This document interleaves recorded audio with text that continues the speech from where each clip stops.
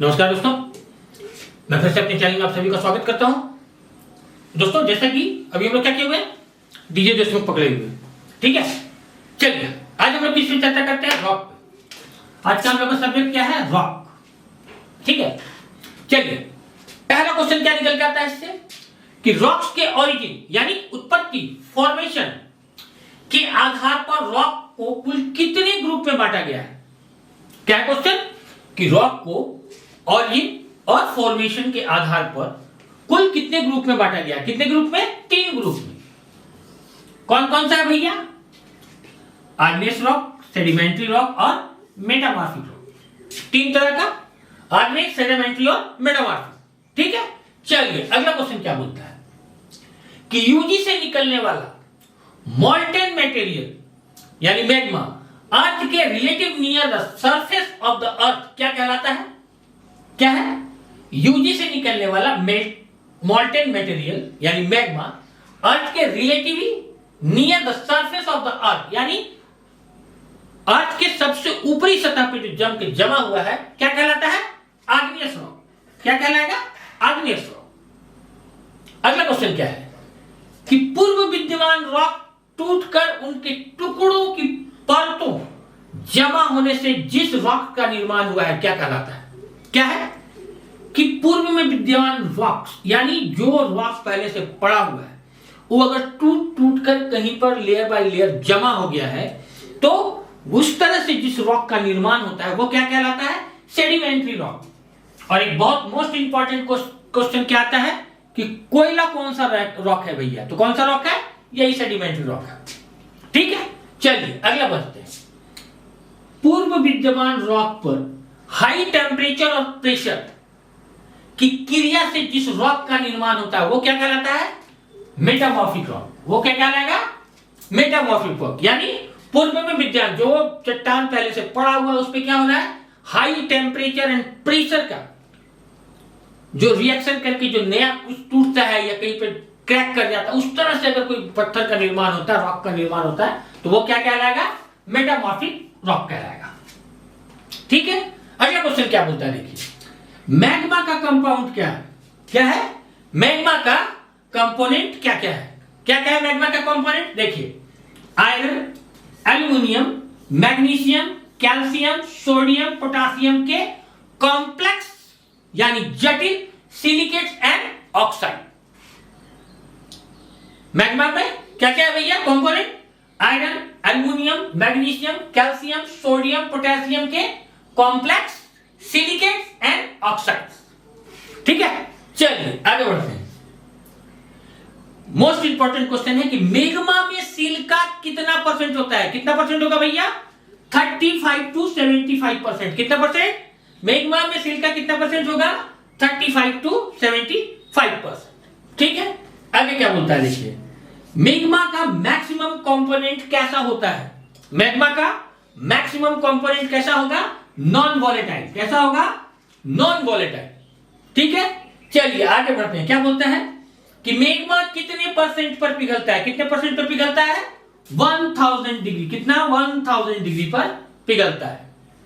अगला क्वेश्चन क्या बोलता है, मैग्मा जब अर्थ के नीचे से ऊपर आता है तो क्या कहलाता है। क्या क्वेश्चन कि मैग्मा जब अर्थ के नीचे से ऊपर आता है तो क्या कहलाता है। क्या कहलाएगा, लावा कहलाएगा। क्या कहलाएगा, लावा कहलाएगा, ठीक है। चलिए आगे बढ़ते हैं हम लोग। क्या बोलता है इसमें कि जो रॉक डेप्थ में वेरी स्लो स्पीड से यानी धीरे धीरे कोल्ड होता है, ठंडा होता है और उनके लार्ज क्रिस्टल बनते हैं। क्या है, लार्ज क्वार्ट्ज क्रिस्टल बनते हैं, वो क्या कहलाते हैं। ध्यान से सुनिए क्वेश्चन क्या कहता है कि जो रॉक डेप्थ में वेरी स्लो यानी धीरे धीरे कूल्ड होता है, ठंडा होता है, उनके लार्ज कैश क्रिस्टल बनते हैं, वो क्या कहलाते हैं, वो कहलाएंगे प्लूटोनिक। क्या कहलाएंगे, वो प्लूटोनिक कहलाएंगे। अब दूसरा आता है कि जो इंटरमीडिएट डेप्थ में यानी ज्यादा डेप्थ में नहीं है, बीच में, पृथ्वी के बीचों बीच में है, जो ठंडा होता है, मैग्मा जो ठंडा होता है और जिनकी कूलिंग स्पीड प्लूटोनिक के अपेक्षा थोड़ा फास्टर होता है। ध्यान से सुनिए, किसकी अपेक्षा, इस प्लूटोनिक की अपेक्षा थोड़ा फास्टर होता है। और जो बड़ा क्रिस्टल नहीं बनाएगा वो क्या करेगा, छोटा छोटा क्रिस्टल बनाएगा। वो क्या कहलाएगा, वो कहलाएगा हाइपरबैशन। क्या कहलाएगा, हाइपरबैशन कहलाएगा। ठीक है, चलिए अगला क्वेश्चन क्या बोलता है कि जो अर्थ की ऊपरी सतह पर कुंड होता है, यानी जो धरती के एकदम ऊपरी सतह पर कुंड हो गया, जिनकी कूलिंग स्पीड क्या है, वेरी फास्ट है। कूलिंग स्पीड इसकी क्या है, वेरी फास्ट है। और जो क्रिस्टल नहीं बनाती है वो क्या करती है, but nearly galaxy structure are called, क्या कहलाएगा वो, वोल्केनिक कहलाएगा। वोल्केनिक कहलाएगा। क्या कहलाएगा, वोल्केनिक। क्या है इसका, द अर्थ के ऊपर कूलिंग होते हैं, यानी ऊपरी सतह पर जो कूल होते हैं और जिनकी कूलिंग स्पीड क्या है, वेरी फास्ट है। और जो क्रिस्टल नहीं बनाती है, क्या बनाएगी, galaxy structure are called volcanic. ठीक है, चलिए आगे बढ़िए। अब इंपॉर्टेंट क्वेश्चन आता है कि कौन कौन से आग्नेय रॉक वोल्केनिज्म के निकट लावा प्रवाह में पाया जाता है। क्या है क्वेश्चन, कि कौन कौन से आग्नेय रॉक वोल्केनो के लावा प्रवाह में पाया जाता है। कौन कौन सा, batholith, lopolith, laccolith, dyke, sill and lava flow. Batholith, laccolith, dyke, sill और लावा फॉल। चलिए अब एक इंपॉर्टेंट क्वेश्चन आता है। वो क्वेश्चन क्या है दोस्तों, कि डेक्कन ट्रेप की लावा की मोटाई कितनी है। क्या है, डेक्कन ट्रेप की लावा की मोटाई कितनी है, कितनी भैया, 300 मीटर। और अगर हम बात करें, क्वेश्चन ये डालते हैं कि डेक्कन ट्रेप की कुल जो लावा जो फैला हुआ है वो कितने भाग में फैला हुआ है, कितने किलोमीटर में फैला हुआ है, तो वो फैला हुआ है 3 लाख किलोमीटर पर स्क्वायर।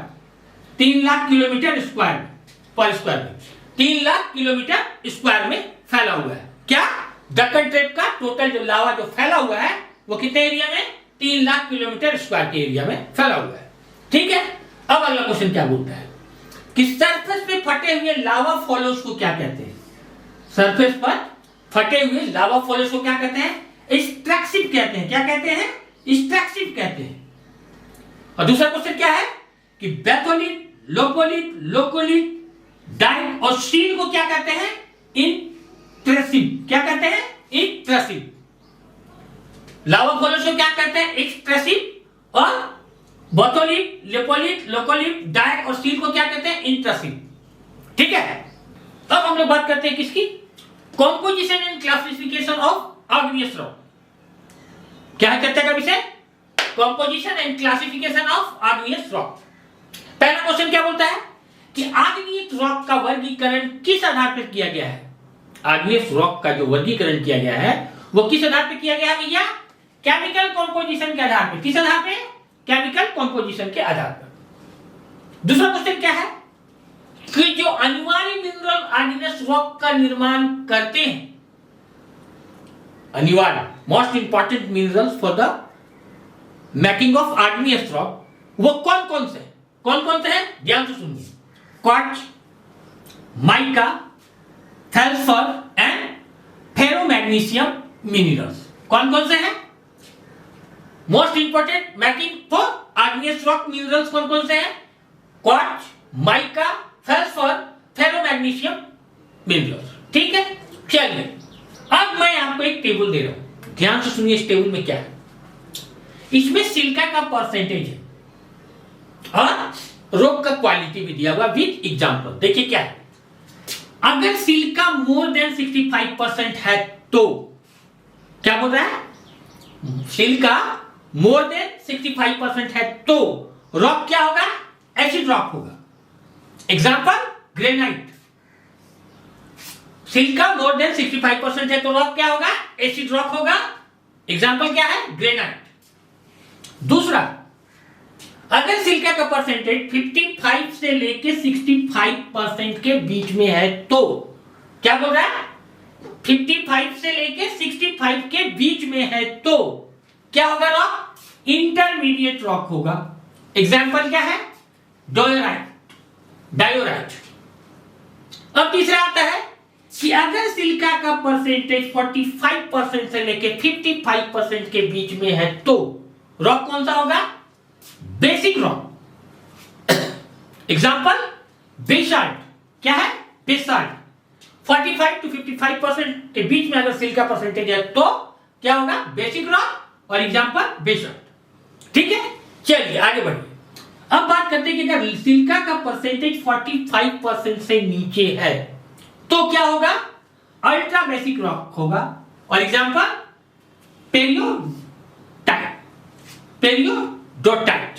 ठीक है, चलिए अब हम लोग बात करते हैं classification of common type of आर्गियस rock based on texture and chemical composition. क्या बोल रहा है?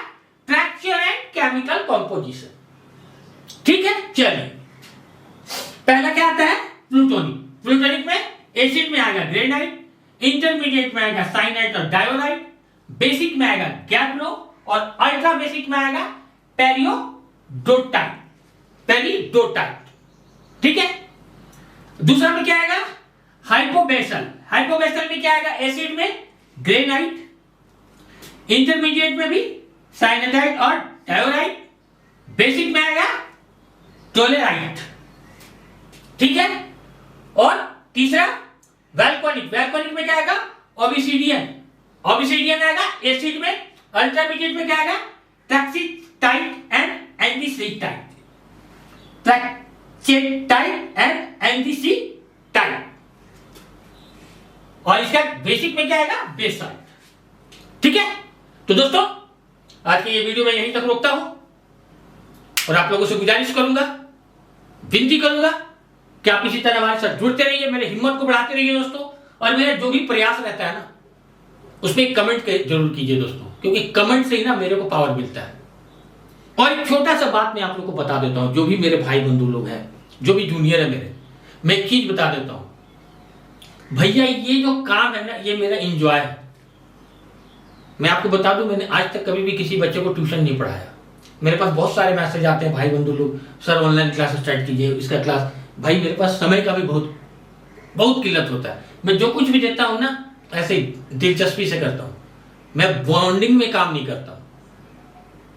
और जो कुछ भी मेरा मटेरियल आया हुआ है, जो कोई भी लेना चाहते हैं तो कृपया जो मैं बताया हूं ना आप उसको समझिए, उसका सैंपल पेपर लीजिए, मन करे लीजिए, नहीं मन करे मत लीजिए। मैं इसी तरह से अपने एंजॉय के साथ जितना पढ़ा सकूंगा, जितना दे सकूंगा, कितने टाइम में दे सकूंगा, इसका मैं गारंटी नहीं लूंगा दोस्तों।